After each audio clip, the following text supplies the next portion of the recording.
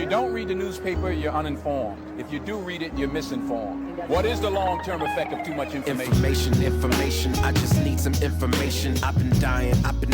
Is it lack of education? I've been reading without any transformation. I'm addicted. Is it overstimulation? Hey.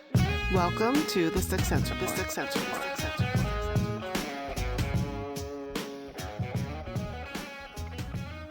Hear ye, come one, come all. You are listening to the Sixth Sense Report with Darnell Samuels and Joel Nikoloff.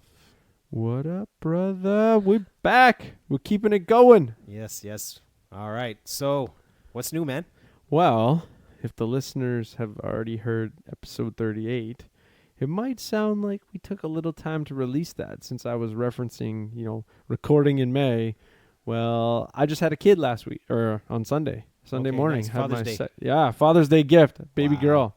Happy Father's Day. Yeah, thanks, man. It was a great Father's Day gift. So, that's what kind of made us take a little longer than intended to start this season coming out. But I hope the listeners can give me a little grace because family kind of takes priority. Of course. And we want to be consistent. We want to be dropping an episode every week now for the foreseeable future. So we kind of had to take a step back until that kid popped out. Yeah, and then we also had a birth of a championship in the country. Yeah, for the Toronto Raptors. I'm off this week, so it works out great. I got to watch the whole thing at home. I put it on the PVR and kept skipping all the commercials. It was great. Man, for our U.S. listeners, man, you guys don't know how important. I basically summarize it like this: we needed that championship more than Golden State did. Just for the country in regards to, it was just huge, man. The energy was just off the charts in the city. It was one of those, moments, one of those moments that you'll never forget. And it'll definitely be documented in our textbooks until Christ returns. It was just that big and that important for us, for the Raptors. I'm really interested. I mean, obviously this is a little bit speculative. If the Leafs are to win in the next 5 years, which is a potential. Well, hold on. Well, technically, it's 26 years. So the last time we had a championship here was 26 years ago by the Blue Jays, and before that was 26 years ago by the Maple Leafs. Oh, wow. So we got to wait another 26 years? Yeah, bro. what you talking about, man? It's a good thing we don't believe in luck. I know. So what I was going to say was it'll be really interesting to evaluate whether or not this is bigger for Canadians and Toronto than the Leafs winning. Because if the Leafs are able to win in the next 4 to 5 years, it'll really give a good ability to proximate, to compare and contrast. The beauty of the Raptors is they're Canada's team. Right. Yes. I mean, we got 7 Canadian teams. I hope I didn't butcher that. In the NHL? Right? Oh, So Vancouver doesn't. It's not cheering. Vancouver's not cheering. Montreal's not cheering. Toronto travels well. The Leafs travel. Toronto is the hockey mecca of the world. Right. Let's get serious, right? Yeah. So that's where it becomes this really interesting contrast to say, we've got Canada's game, the hockey mecca of the world being Toronto. Right. Let's contrast that with the Raptors winning, because this celebration was insane, bro. Yes. I don't know, man, just looking at the pictures of sea of people, yes.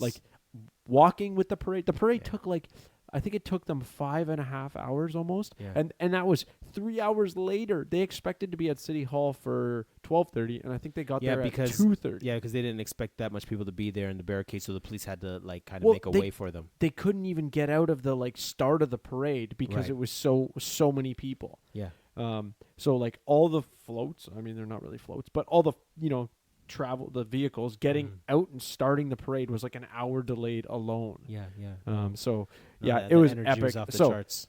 Last thing, I want to know your perspective as you were watching the playoffs. Where was your head at with respect to, series and then... Very simple. Yep. I didn't see them winning the championship. I saw them losing to Milwaukee. And... yeah, I didn't see it, but when they got to the finals with Golden State, I was convinced when they were up 3-1, and they definitely yeah. I was obviously. until they were one game away. I didn't believe in them. Yeah, Is that what you're telling me, bro? Yeah, no. Again, just from a basketball standpoint, they really just grit. And I love the way they won with one superstar and not three, and so it caught. I wasn't, I was skeptical just from a basketball X's and O's standpoint. Although they were the number one team in the East, sometimes I guess you get caught up in the star power. But again, if I can summarize it like this for the listeners, I went to the bar. I was at Joey's watching it, the game one, and I watched basketball my whole life. And the first time ever, I was in an environment where they cheered after every point. Like, hockey, you cheer after every point. Soccer, you cheer after every point. Baseball, you cheer. Basketball, you don't cheer because it's a long game and it goes back and forth. Yeah. But every time they scored, whether they were down or they're up, the bar erupted. And I said, okay, wait a minute. This is different. So that's how I knew, this was going to be something special. Yeah, I would say I had a little more faith than you. I think I expected the Milwaukee series to be the toughest. But, that team was too young. Yes. And so I would have been more shocked if they had lost to Milwaukee than them winning. Granted, things can happen, and if it went to Game 6 or Game 7, I would have been, I don't want to say satisfied, but I would have been like, okay, it's understandable. But because they're so young, I was like, no, they're getting through. When it came time, for the finals, I don't know. My attitude was, if Durant doesn't come back, we're good.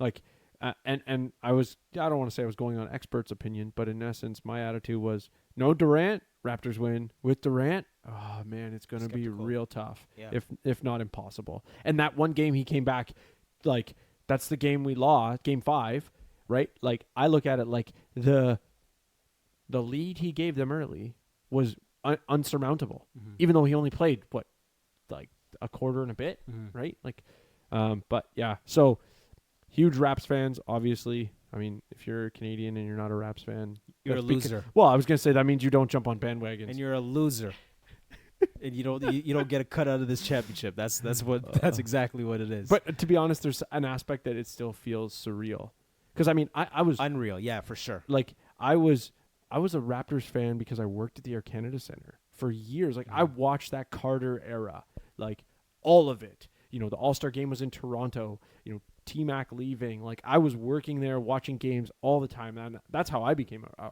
basketball fan, was like, I'm working there, and you're just at the excitement of they became a competitive team in that era. During like, the I era, worked there from 99 to 06. So yeah.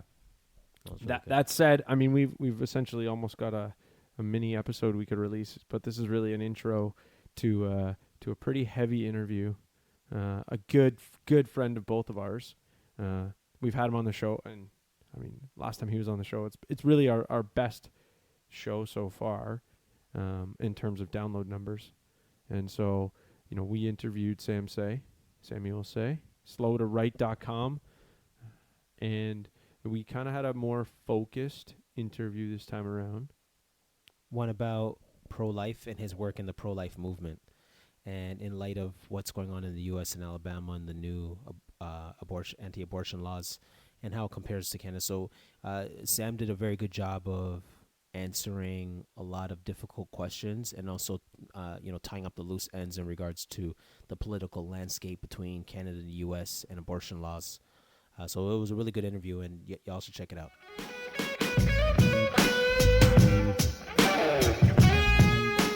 Okay, Sam. So for some of us who know you, we know you as a blogger, but you also do a lot of work in the pro-life movement. For those who don't know you and your work in the pro-life movement, why don't you give us the background on what you do and who you are?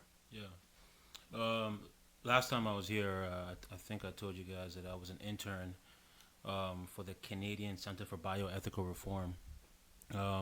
Since then, I think it was in February, I came on staff, and I'm now the community liaison at CCBR. So I've been fundraising since February, fundraising for my salary. But it was about a month ago that I started working part-time there, and I'm hoping that my fundraising will finish soon so that I can start working full time. Nice.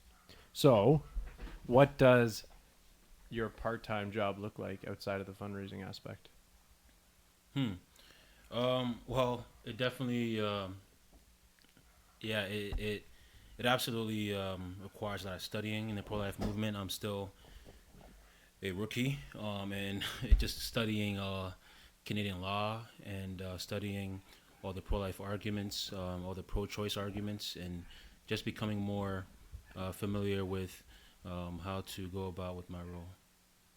So I've been reading a lot of books and just studying, and also I'm still doing some of what I was doing in the internship. Just last week I was at a school, at a public area at the school, and just talking to students about abortion and trying to change their minds on it. And by the grace of God, I spoke to 10 people, but 6 of them were, 6 became pro-life. Wow. Yeah. Were they? And so you're saying 10 were originally pro-choice, and 6 they changed their opinion. Yeah, and they thanked me, and they were very sincere in that, and they told me that they're going to go back and try to convince their other friends to become pro-life too. So, yeah. Wow, that's pretty meaningful work. Mm-hmm. Yeah. I'm assuming that's what draws you into it. Yeah. You know, I quite enjoy it, and I forgot to. I've done a few speeches too. Last month, I was part of the very first March for Life in Toronto. That was quite a special event. I was very proud and honored to be part of that. I've spoken at other churches too and other events, just trying to help push the pro-life movement forward. So that's what I've been doing. So it was at Queen's Park, was it? Yeah. And then, sorry, did you gave a speech or something? Yeah, it was a short 5-minute speech on basically a story of a friend of mine who came to me and crying for help, basically, but I didn't know that she was actually crying for help. She had an unplanned pregnancy, and she came to me and said, "Sam, what would you say to a girl considering an abortion?" And I didn't think she was being serious. I thought it was just a random question. So I said, "I don't know." And soon afterwards, she ended up getting an abortion within the same week. So I explained that in the speech. And then I also mentioned that last summer at the internship, I was able to change 73 people who were originally pro-choice. I was able to convince them to become pro-life. So that was the main part of my speech. Okay, wow. So that's what you do. You change minds. Yeah. Okay, wow. Okay, just like an evangelist for pro-life. Yeah. I guess. Okay. So would you say that most of your research then is, or I guess how would you bifurcate your research into categories? I mean, it sounds like some of it would be argumentative tactics, apologetics. But also, when you're talking about the law, that sounds more, whether it's writing a memo or documentation type stuff. So I don't know, just some of the stuff you were talking about with respect to your research and things that you do. It sounds like there's multi purposes. So yeah, for sure. Primarily, I'm studying so many different things right now, man. I'm studying, all the apologetic side of the pro-life movement. I'm studying the history too, particularly Canadian history, and then. With what happened in Alabama, for example, I looked into that because it's always good to just be aware of the pro-life movement. Right, and that's been getting a lot of traction and attention. A lot of celebrities speaking out about it. For our audience who's not familiar with what's been going on in Alabama and the implications of the law that just passed, can you expound on that a bit? Yeah, I believe that the bill was passed.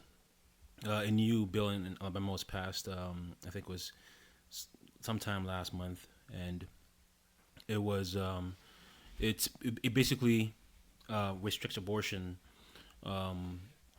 except for just 2 cases, with just 2 exceptions, being that abortions can be legal except for if it's a serious physical health to the mother, and if the baby has a lethal anomaly, or if the baby what's a lethal anomaly? Basically, it's a fatal illness or a fatal disease that will kill the baby soon after their baby's born. So before that bill, Alabama had it was legal to have an abortion up to 20 weeks before the baby, so up to 20 weeks in a pregnancy. But the bill now makes it illegal at any point of pregnancy, except for those 2 cases I just mentioned. Oh wow. Okay, so would you say that this is a victory for pro-life movement? It's yes and no. It's not a victory because ultimately we don't agree with exceptions, right? The bill rightly says that they quote the American Declaration of Independence, where it says that all life, are created equal. All man is created equal. But yet, it essentially says that if you're gonna die soon after you're born, then you're not created equal. Or if you are a health risk to your mom, then you're not created equal. So then, it's not really a victory because we believe that every single baby, every single person deserves human rights, deserves the right to live.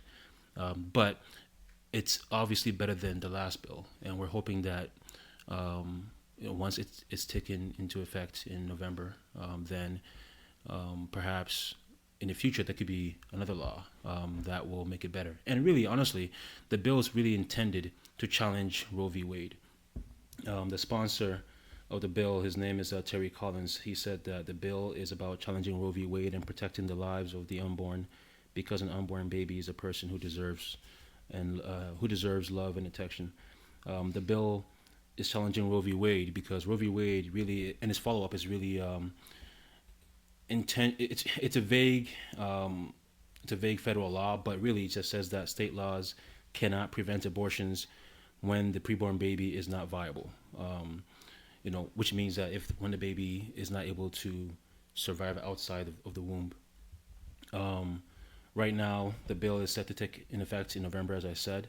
But if a judge in Alabama challenges the bill, claiming that it contradicts Roe v. Wade, it will possibly be it will probably force the Supreme Court to review it, and that's the intention. That's what the pro-life movement wants. But a lot of pro-choice people actually don't want that to happen because they're concerned that now that Trump has nominated two seemingly pro-life Supreme Court judges, it means that there's now apparently a 5-4 majority in the Supreme Court.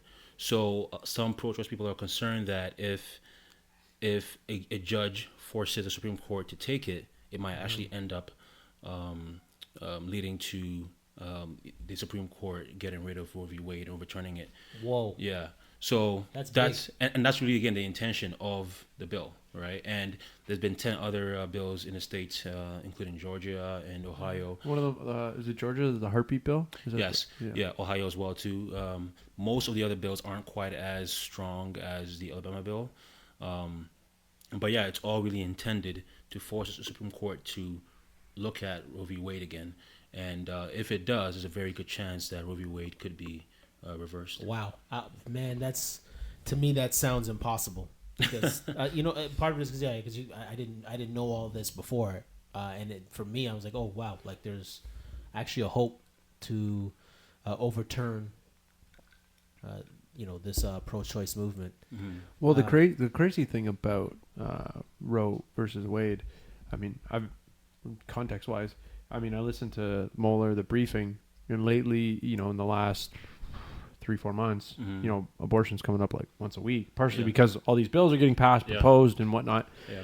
And I believe I heard it from him, but in the original ruling, the whole 20 weeks thing was intended to be kind of reviewed. Yeah. Right? Because it was this arbitrary line drawn in the sand to go like, okay, this is where we can say, or we're speculating life begins. Mm-hmm. And, it just kind of was like, it's been solidified without any other review. Like if you actually look at the wording and the way it was, it was almost like the judge was making a conciliation with the expectation that it wouldn't just stay as is. Exactly. Or I shouldn't say the judge, but judges, the decisions, right? And then that's why I think it was 91 or 92, you had Planned Parenthood versus Casey, which was kind of like a child of Roe v. Wade, but that only, I think, made it more complicated. Where I think the main focus on is, well, when the baby's viable, you know, which is at roughly 16, 18 weeks, but there's no real clear case that says that at this point you can't have an abortion. So anyway, you know, this bill is directly challenging that, and we'll see what happens. Look, we've been burned in the past by supposedly pro-life politicians or judges ruling the other way. So we hope that this time Right. the new judges will do what is right. Okay. Well, so the crazy thing, just I want to jump on a word you just said about the whole viability thing. There is, so I mean, anyone wants to find this, just literally Google these words: lamb born in a lab, and they basically created an artificial womb to successfully grow a baby sheep. Wow. Which basically kind of indicates that viability starts, you know, at inception. Exactly.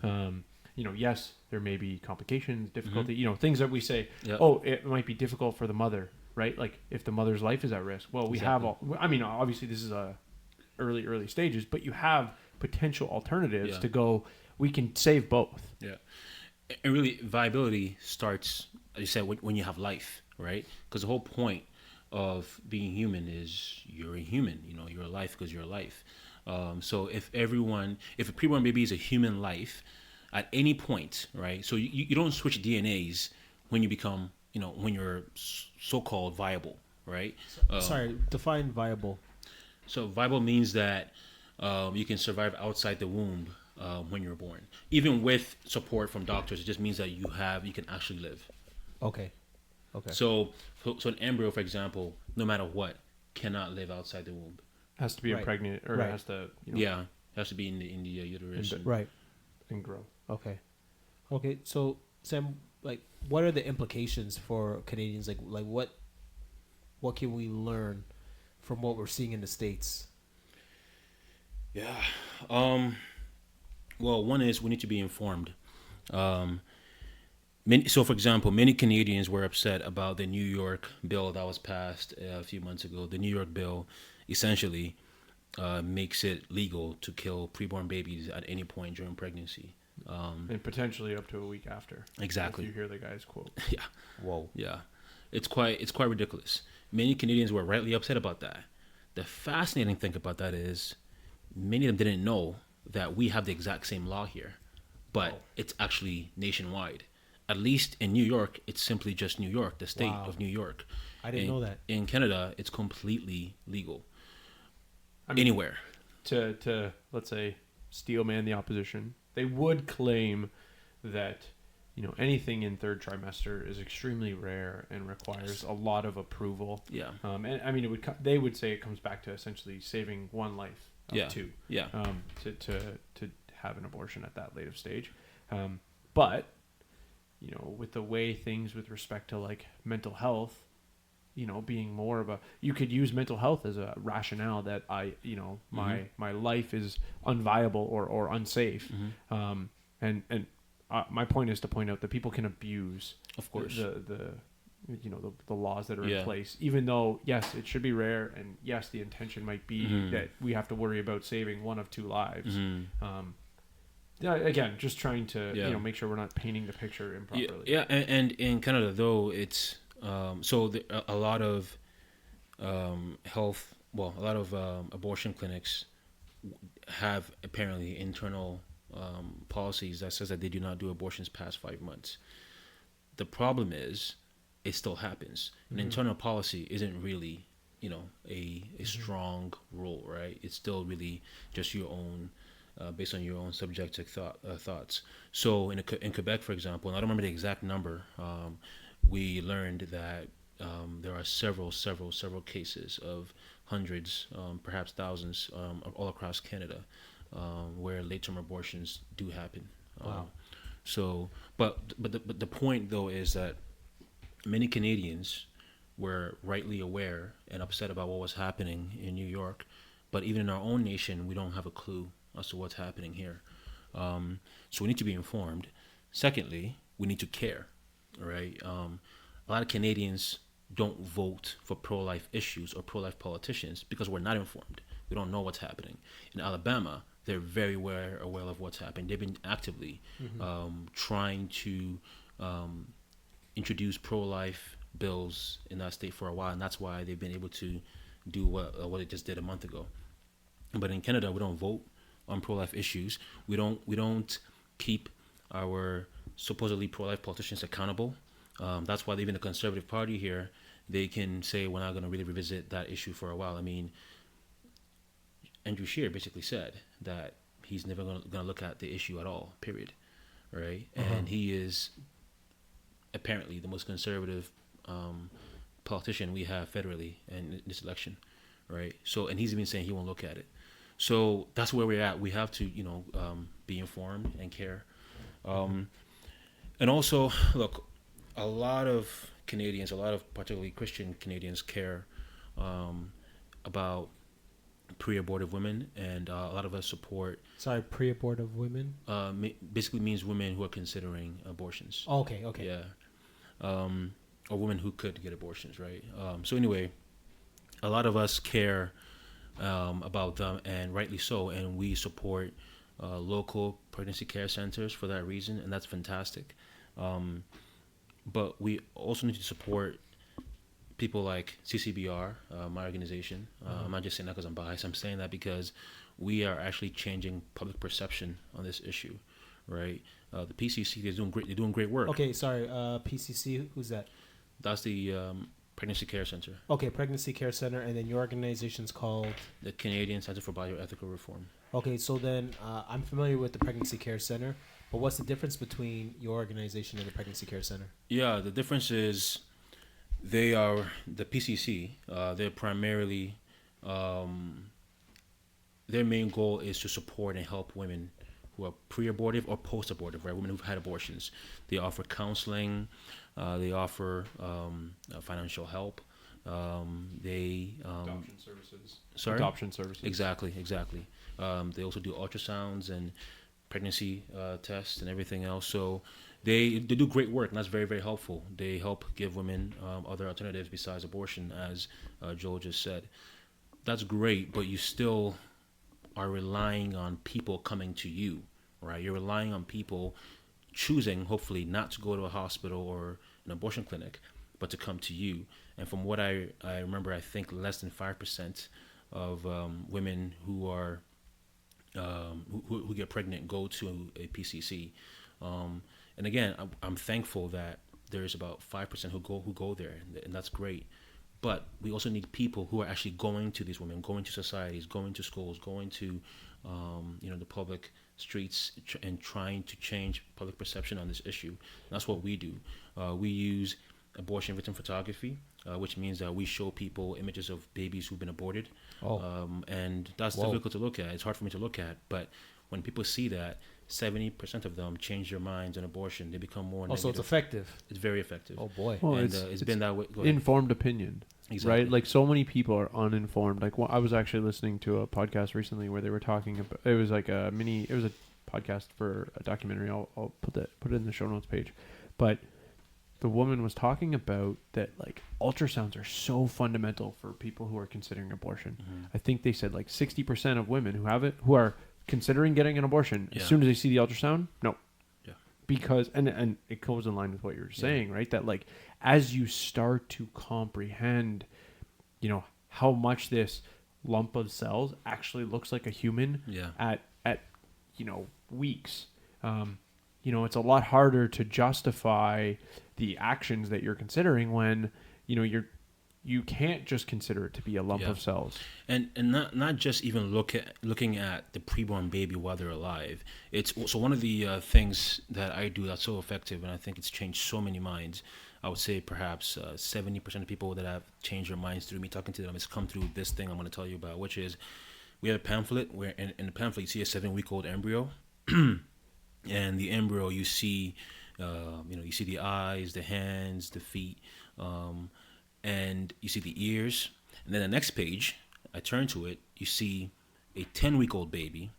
But this 10-week-old baby, you see the hands and everything else, but this time the baby's ripped apart and bloodied. Yeah. it's hard to look at, and whenever I look at it, it gets me every time. But people see a living human. Now, 3 weeks later, that living human looks like that. That's what an abortion looks like. And of course, women who are getting abortions, they don't see what's happening. They don't see it, but the baby feels it. And when you look at the picture, you will know the baby didn't die peacefully, right? Of course. But many people think that's what happens in abortion, that the baby doesn't feel anything. No, the limbs are ripped apart. Wow. So it's anyway. So we show people AVP, which is abortion victim photography, and then we also use pro-life apologetics to change people's minds in abortion. We are a human rights group, and we tell people, we convince people that preborn babies are living humans who deserve the right to live. So that's the difference between us and the PCCs. Okay, good. That's helpful. So that, like, in regards to your work in the community, and who do you usually go to? High schools, middle schools? Like, where do you usually do your work, and what's your main audience to turn this thing around? We go to everywhere. We go to schools, churches, local streets. We go everywhere. We have several ways of getting the message out there. We have a truth truck where we have some guys who drive trucks, and on the trucks are the images of babies who've been aborted. We go to schools and we talk to the students about abortion. I particularly in my job, I go to churches, and I do talks like the March for Life, or also my main role is to work with churches and to help push the pro-life movement, but I especially focused on going to black churches and black neighborhoods and trying to get more black men and black people more passionate and involved in this issue. Even though we don't have numbers here like we do in the States, in terms of we don't know exactly how many black women are getting abortions, but we just know based on other factors that it's just as bad here as it is in the States. So that's one of the things I'm doing. Okay, so why do you focus on the black community and black men? Yeah, because the thing is, because abortion is rampant in black communities, that means then that black men are not stepping up. I've had many talks with black women who said they've had abortions, or they were considering having abortions because their boyfriends and husbands were encouraging them to have an abortion. I'm convinced that if the majority of black men were to say to their women that, look, I know it's going to be hard, but I love you so much. I'm so dedicated to you and our child that I'm going to stick around and I'm going to protect you and our child. I don't see women saying, nah, forget that romantic words, I'm going to go kill the baby. Yeah, right. That's just not how it works. Right. I was talking with somebody who worked at the pregnancy care center, and she worked the phone line, and she was just saying, yeah, like she said, 80% of the attempts for abortion are because the men don't want it. Yeah. I shared a meme a little while ago that was like, I don't remember what the headline like across the top was. Something about how do we fight abortion, was like, make men accountable again. In the sense that, and I think, we could devolve into a conversation about about family if we wanted to, but I think there's definitely multiple components to why these things happen, right? And the lack of men stepping up and taking responsibility for their children. Yeah. I mean, obviously there's a secondary piece to that where like having kids out of wedlock. For me, I think my biggest thing that I've been wrestling's not necessarily the right word, but really thinking through and kind of how do I articulate this is around the idea that we like, I think of abortion, the morning after pill, any sort of things along those lines. We are teaching, let's say, the youth, the young adults, to take actions without considering the responsibility that those actions entail. So like sex period has generally consequences that you should be responsible for. And this to me structurally is an aspect of like both parties involved aren't taking responsibility and they're escaping their responsibilities. Right. And part of it is like, you know, and I'm sure you see it, especially as Christians, when we witness about the Lord Jesus Christ, and we see conviction hit a person, you can see it in their eyes. I find that, you know, conversations about abortion, it brings that same conviction. Yeah. And you see that same conviction in people's eyes as soon as you start talking about it. There's a sense of, you know, some people being uncomfortable, swallowing their spit, you know, looking around. So yeah, it definitely makes a lot of people uncomfortable. But again, like you said, it's necessary, especially for men, to, you know, first of all, be selective with the women they lay down with, and to be responsible for it. And yeah. See, abortion is the best thing to happen to a lot of black men, a lot of white men, a lot of men, period. Because, think about it, you get to sleep around and do whatever you want. Oh, for sure. Without fear that you'll, as you're saying, be responsible for a child. So a lot of men say they're feminists, they're pro-choice, all of that. No, they're just pro-sex and just using women and using their bodies, and then saying, "Oh, well, get an abortion because it's your body." Yeah. After you've used her body for nothing, Yeah. than just sex. Yeah, my mom says, you know, it's the girl's baby and the guy's maybe. You know what I mean? So it's one of those things where you gotta be up on that and pay attention. And you know, and I guess you're right, man. That would be such a huge movement to you know, rally the men to be men and to love women. And it's funny because maybe like even the feminists, you know, would. Yeah, I don't know what their response would be to that in regards to. Well, I don't think you could beat that apologetic of men wanting to love a woman and to be responsible for the life that they bring into the world. Like you can't. There's no political argument against that, and I think that's the best witness. You know, so that's really good work. But I would also ask, you know, you're known for, you know, your controversial views, you know, socially. Me? No. What are you talking about? You know what I mean? In regards to, you know, social justice movement and your views on the black community. And it's well documented in your blog posts and your viral blog posts and so forth. Just kind of asking a question. Is abortion a social justice movement? Would you say that? Yeah. No, it's not, because social justice is primarily about stripping equality of opportunity and human rights from individuals to establish special privileges and equality of outcome to a preferred group. And in this case, it would be to women. All right. Look, that's actually what pro-abortion people want. They want to strip away a baby's right to live. They want to strip away human rights from the preborn babies and give special privileges to women. So pro-abortion people are actually pro-social justice proponents. Pro-life people like myself, however, are human rights advocates who affirm that all humans deserve the right to live. So no, those are actually directly contradictory ideas.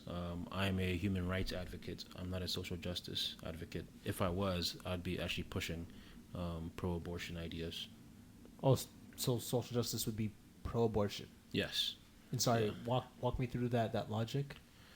So, well, he doesn't really know. I'm just kidding. No, so Planned Parenthood and many other pro-abortion groups rightly call themselves a social justice group, because if you look at how people understand social justice, it's not about individual rights. It's about giving a collective group special privileges, right? So that's not what we're about. We're not about trying to eliminate disparities and to get rid of individual liberty. We're actually trying to basically affirm human rights for all, right? If you look at how the social justice ideas were pushed, it was really as a way to say that no, human rights isn't the way to achieve justice.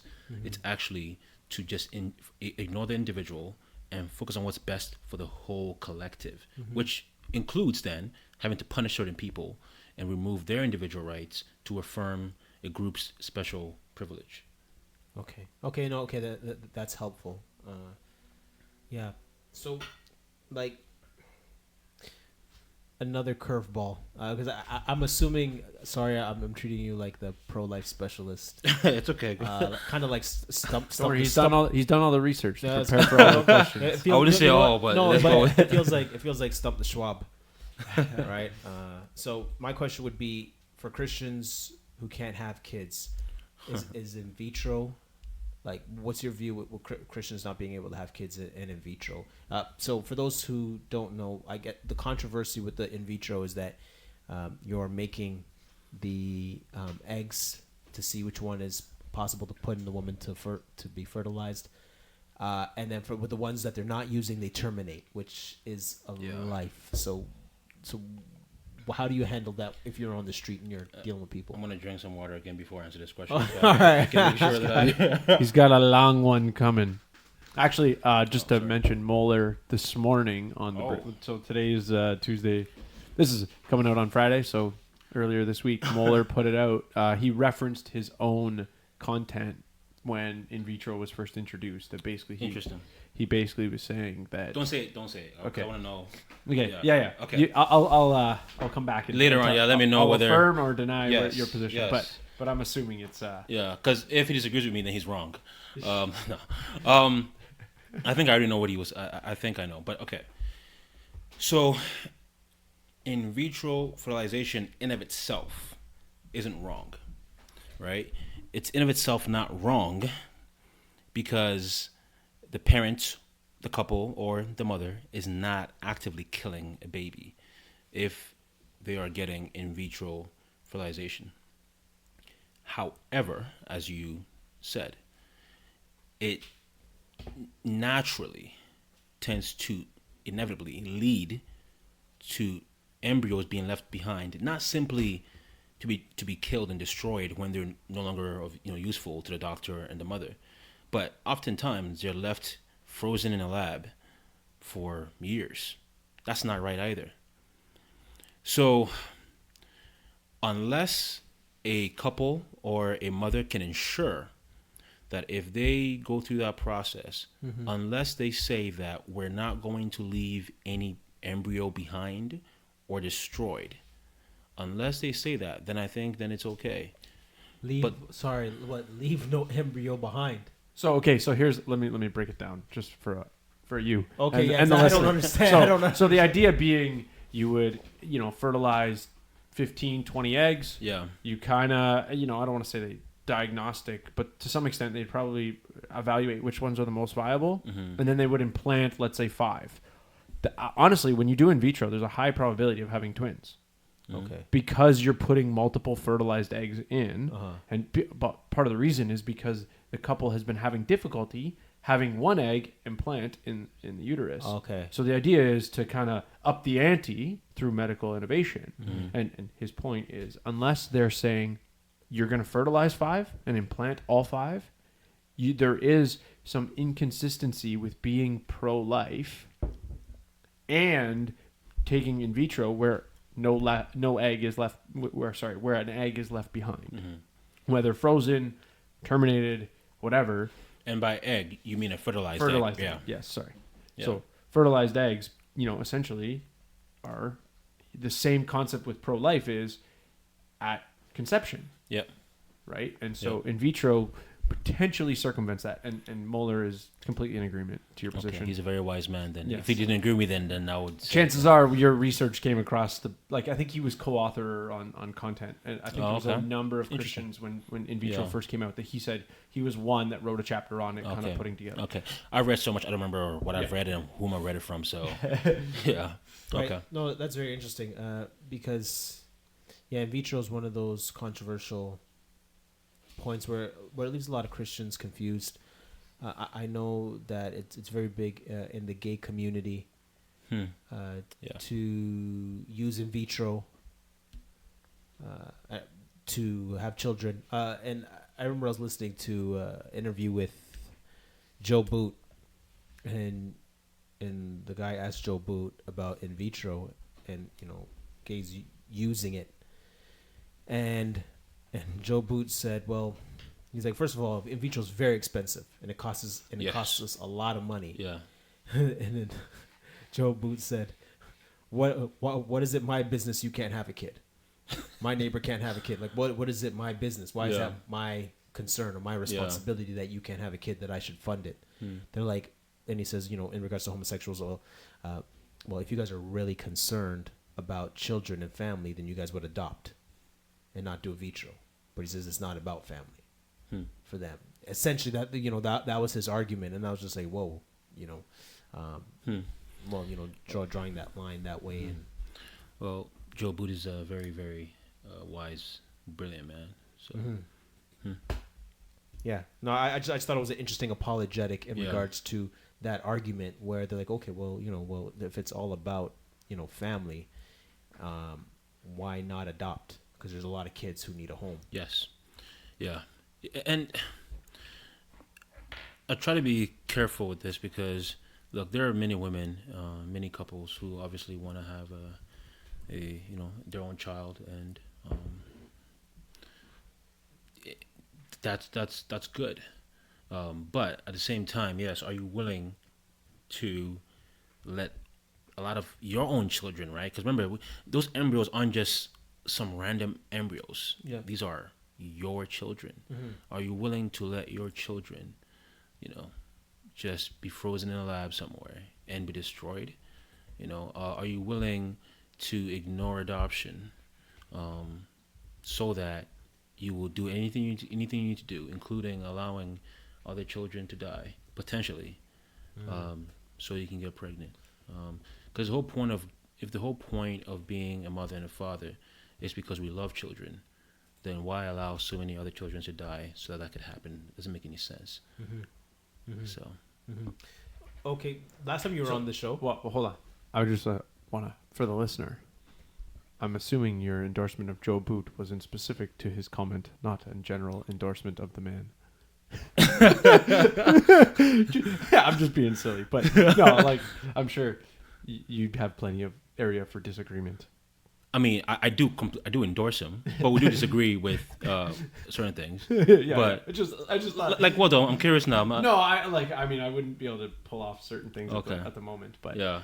I just know I know personally there's been some things I'm like, oh yeah, I don't agree with you. I don't agree. But the way you were like, oh, Joe Boot is a wise man. So I'm assuming you mean political, that I'm a libertarian and he's not. Definitely, yes.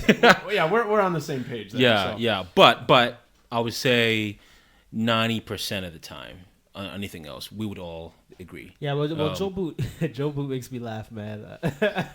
In that, he's consistent and he draws hard lines. Yeah. And for me, like as a learner, it's helpful to hear people who draw hard lines, so I could be like, oh, okay, that's clear. Yeah. And when I mean a hard line, I mean he's just very clear. Like, look, man, we're not rolling with this. We're not doing this. We're not doing this, and this is what we're about. Yeah. I'm reading his book, The Mission of God, and I don't agree with everything, considering my views theologically and politically. But he's a very, very, very smart man, and he actually, I had the pleasure of writing for Ezra. Yeah, Ezra. Yeah, Ezra's solid. I love Ezra. Yeah, for the Jubilee Journal. So so we won't agree on everything, but he's a solid man. Yeah, I my position is that I generally disagree. Would probably be where he's maybe a little too pro-military for my liking. I'm staying out of this one. Yeah. No, I'm just Well, sidebar. knows? Let's get back to it. Yeah. Okay, so last time you were on the show, you made an interesting statement about North Korea and China. So on your blog post, you wrote, between the three nations without any restrictions on abortion, two of the nations are communist countries, and the other is Canada. North Korea and China are the only nations in the entire world with comparable positions on abortion. So my question, and you said that the last time you were on the show, and you kind of mentioned it in passing, but I'm just curious in regards to, so where is the ideological correlation in regards to Canada and then two communist countries have something in common? Like, what do you think is the ideology root for why Canadians are thinking like communists, I guess? Yeah. Well, being a libertarian, I'm not a big fan of how progressive Canada is, although I hate the term progressive because I think we're actually regressive in many ways, especially concerning just how big of a government we are and how the government is involved in everything, and obviously our pro-abortion leanings as a country. But I think I didn't mean to suggest that there is an ideological similarity between the two communist nations in Canada, because their laws are a reflection of their communist beliefs. With us, our laws, or our zero law on abortion, is actually not a reflection necessarily of our progressive leanings, because even progressive nations in Europe have limits to an abortion, right? Nations who are more quote unquote progressive than we are. We don't have a law on abortion because of, I think, unfortunate events in Canadian history, and not so much events, not so much our ideology. The reason why we don't have a law in Canada is because a law on abortion in Canada, or any restrictions on abortion, is because about 30 years ago, Brian Mulroney, who was our prime minister at the time, he actually introduced a bill that would have, I think, banned abortions past sometime in the second trimester. But some pro-life groups, unfortunately, thought that wasn't enough. Some of these pro-life groups were saying, nope, either you ban everything or nothing. And they were actually threatening pro-life politicians, not with physical violence, just their careers, basically, that if you support this, we're not going to support you, and it'd be basically political suicide. So Brian Mulroney then said, wait a minute, if I introduce these laws, I'm losing a lot of pro-life support and obviously pro-choice support. So he didn't go forward with it. He just that was it. And since then, no other prime minister in Canada has ever even considered looking at the law and trying to introduce some kind of law. Really? Yeah. So in a sad way, very, very sad, some small but at the time influential fragments of the pro-life movement is one of the reasons why we don't have an abortion. We don't have a law to restrict abortion in Canada. So I don't think it's so much because of our ideological views. It's because of some people's hatred for the idea that we need to slowly chip away at some of these laws when we can. Obviously, if there's a condition in Canada, if there's a perception in the society that says, look, we are okay with supporting banning abortion completely, let's go for it. But we need to be also as as cunning as serpents, and to figure out, okay, what's the best way to push our goals forward. And at the time, unfortunately, the pro-life movement, or some within the pro-life movement, failed. No, okay, that's man, Sam, you know your stuff, man. Oh, Well, if you listen to some people talk about the heartbeat bills, in the U.S., I was listening to, I think probably Cross Politic is what I was listening to. Just there's a level of criticism that those bills don't go far enough. Yeah. And I think it's an interesting conversation around taking incremental steps and being satisfied with something that cuts back, let's say, the time frame of when abortion is available, versus all or nothing. And so I personally, I think the all or nothing approach is bad. Sam being in agreement with respect to libertarianism, my attitude isn't let's blow it up and start from a laissez-faire minimal government. It's get there incrementally, pull back the amount of spending, in a manner that people can transition, as opposed to just simply blowing things up. And so I would say the same thing in this regard. Obviously, it's a little bit different, and if for some reason Canada changed its tune and was willing to adopt an all or nothing, obviously I wouldn't say don't. But there's an aspect where, in my mind, I'm like, it just boggles my mind that these groups would be, all or nothing, and not be willing to take a win that at least creates some restrictions and takes us out of the class of 2 other communist countries. And honestly, this is why, I plead with people who are pro-life to support the right groups. Look, 99.9% of pro-life organizations are great, but not everyone is as effective, right? The key word for CCBR, my organization, the key word that we use all the time is effective. All of our arguments are effective. All of our strategies, including AVP, abortion victim photography, it's effective. The key word that we focus on is effective, right? Because that will actually lead to change.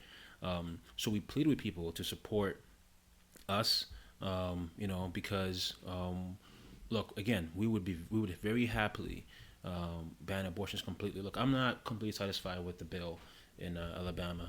I'm not from Alabama, obviously, but I don't believe that, look, so there's a Dublin Declaration, which is over 1,000 medical professionals saying that there's actually never, ever, ever a case where you have to kill the baby to save the mom. Many people don't know that, but it's because when a baby... That's usually the main argument that people use. Yeah, and but the thing is, it's a myth, right? Because when a baby... when a pregnancy threatens the mom's health, at that point the baby is already viable. It's usually within 5, 6, 7 months into the pregnancy, and by that point you can simply induce labor, right? So that's why these doctors said you never have to kill a baby to save the mom.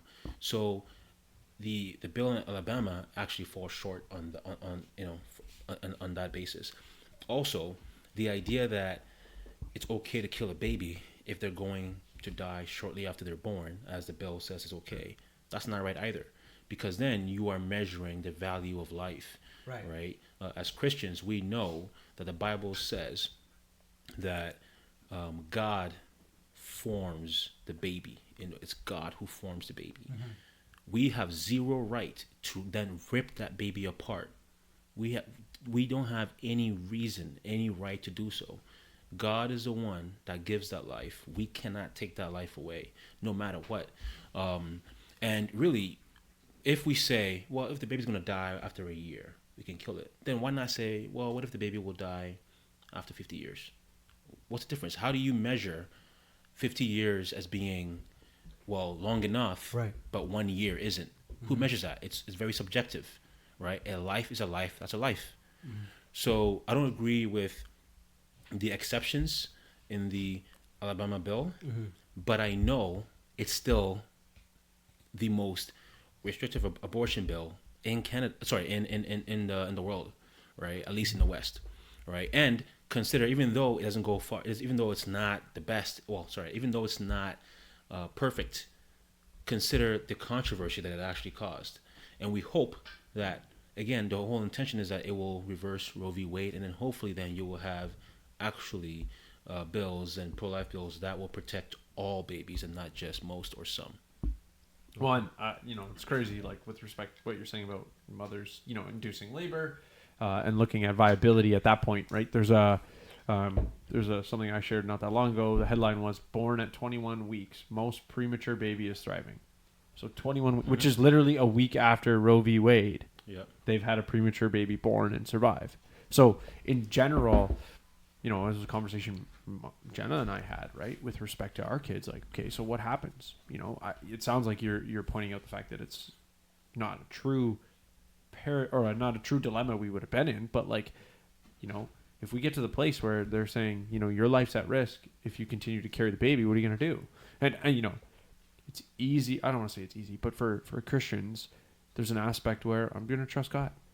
And so if you don't have that faith, I can understand you're in a little different dilemma than those who, believe in eternal life and things beyond. This life is not my home. This world is just the beginning. Absolutely. It's a little, I can understand that it's a little easier to make a decision to say, I'm willing to take the risk. Yeah. But at the same time, it's based on the way the quality of medical care we get in heroic, what they're called heroic scenarios, right? Like someone breaks an arm, gets a finger cut off. Our medical system is amazing, right? The ability to preserve life on the brink of death, i.e., giving birth and things go on. The fact my wife can take an epidural and largely give birth with minimal pain, as opposed to the curse of woman, and actually have to give birth in severe pain, is a medical phenomenon. That's a blessing, but at the same time, I think we're a little bit ignorant to think, there is this dilemma that the woman might have to sacrifice her life to save the baby. Absolutely. Especially, maybe 200 years ago, as opposed to today. And God's word is perfect. God's word is always right. But doctors can be wrong. And I've seen that time after time. I spoke to a high school student last year who told me that he was actually originally pro-choice. He was arguing that no, it's okay to kill preborn babies if they are a threat to the mom's health. But then later on, he actually remembered that, wait a minute, it's like, actually, my mom told me a few years ago that the doctor said that I would die if I allow you to be born.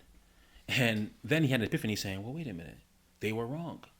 My mom was able to just carry me, and afterward she gave birth to me, and we're both okay.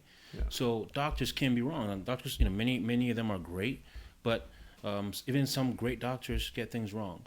And again, these over 1,000 medical professionals are saying that, again, and it's true, you never ever have to kill a baby to save the mom. You can always induce labor. Yeah, I mean, in essence, you're putting the baby in a higher risk of death situation, because inducing labor, like the scenario I gave you with the 21 weeks, obviously, maybe not obviously, there's a potential that was an induced labor, but there's also potential that wasn't. Yeah, and we know that when a baby's born, I think it's really once it's 4 weeks out from the due date, you're really not that much risk. But beyond that, that's where they have a little more concern. But inducing labor to a risky situation is a lot more likely of two people living than saying, oh, there's a risk to the mother, so we're going to abort. Right? Like, you can, as you pointed out, you induce labor, and now you're in a scenario where, there's risk, but you're taking a calculated risk to preserve two lives, as opposed to just defaulting.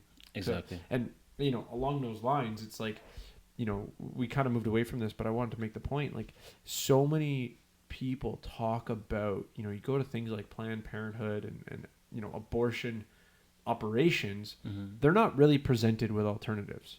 Really, they're pushing abortion, and as much as people want to be pro-choice, I think if you really understood the abortion business that's actually going on, you'd be disgusted. Yeah, because for a woman to be given all the options laid out in front of her, it's like, why do these Christian organizations, whether I think there's one in Hamilton called Atwell, you guys were talking about the pregnancy care center, why do they have a business? Why do they actually can exist? It's because there's a lack of care outside of abortion, right? Like when a woman is struggling with her, being pregnant and not, whether there's single, she's going to be single and all, all those things that the controversy that, the brain aspect of like just, analyzing everything and everything's running through their head, you go to a scenario and it's like, okay, I can take all your pain away. It's not, let's engage, let's help you. Let's help you make the right decision for you. And not to say that I'd be pro a scenario like that where they're, still giving abortion. But that's a drastic, I feel like that's the world that the pro-choice side is trying to paint when it's so not the reality. And that to me is what bothers me about the pro-choice side. I would, as much as I've, last time you were here, I said, for people who don't view sanctity of life the way that we do, I can be a little bit more comprehending that you can logically come to the conclusion of, oh, I'm willing to take a life. For Christians, I just can't comprehend. If anyone's pro-choice and they're Christian, I'm like, I don't get it. Like, it doesn't make sense to me. And so, again, going back to the idea that, like, sure, you want to be pro-choice. I disagree with you. I'm going to argue with you adamantly. But, if you really comprehend the scenario that you're what the application of what you're arguing for looks like, it's pretty disgusting, in my opinion. Absolutely. Yeah. So, Sam, how can we support your work? Yeah. So there are two ways people can support. So I'm in the middle of fundraising for my own salary. People can, if they desire to, contact me either Facebook, Samuel Sey. Just look for the handsome black man there, the Samuel Sey. They'll find me. Or just comment. Just mention me on Twitter. Or much easier way is to email me at slowtowrite@gmail.com, and I'll be happy to reply to them and hopefully have maybe a phone call or just email each other back and forth, and then they can support me that way. Or also, they don't have to support me directly. They can just support CCBR as a whole. They can just support CCBRs and just everybody. We have about 20 staff members across Canada, Right? And we're all just trying to go to all over Ontario and BC and Edmonton, trying to advance the pro-life movement in Canada. We want what's happening in the States to happen here too, so they can support CCBR as a whole. And also, there's also great groups like Right Now. So CCBR, what we do is we're trying to change public perception on abortion. Right. Then you have a group called Right Now. They're trying to change local elections, and they have done so in the past, where they're trying to get pro-life politicians in the political world. And you also have a group called We Need a Law, who are trying to introduce a law with the help of what we've done to establish. I think we're changing minds. We're changing public perception. We're also partnering with Right Now, as I said, who are changing elections to elect pro-life politicians. And the three of us and other groups are doing a lot of good work. So support Right Now as well, to support We Need a Law. Just sign up to the newsletters and just see what's happening here in Canada. We need people who agree that abortion should be unthinkable to really get behind us. If they can't support us financially, pray for us. Come out to our March for Life, and hopefully next year or two in Toronto, May. We just need people to support us in any way they can. You're doing a good work, man. You're like the Malcolm X out here of pro-life. Not Malcolm X. Not Brother man. Malcolm? No, I'm not a fan of Malcolm X, man. Get your hand out my pocket. Not a fan of Malcolm X. No. No. Right. But well, I mean, when I think pro-life, I think you, because I've seen all the work you're doing, and you being out there doing the work, and a lot of people are seeing the work you're doing, and even just you answering the questions that I had. It shows to me that you really know what you're doing and you're really passionate about this. So please, listeners, support the work of the pro-life through this brother. He's doing a really good work. So thanks for coming on the show, Sam. We'll definitely be praying for the success of your work. Yeah, thank you, man.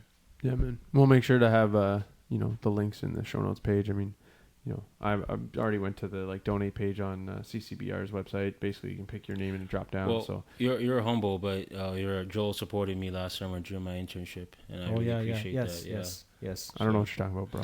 So don't worry. I'm not trying to compliment you. I'm trying to shame this guy right here. This guy didn't do nothing. You didn't do nothing, man. Huh? Clearly, you don't care about babies, do you? Shots fired. I'm kidding, man. I'm just kidding. Shots fired. Yeah, but no, thank you, Sam. And man, guys, please support Sam and his work, and Yeah, thank you for coming on. No, thank you. It's an honor, man.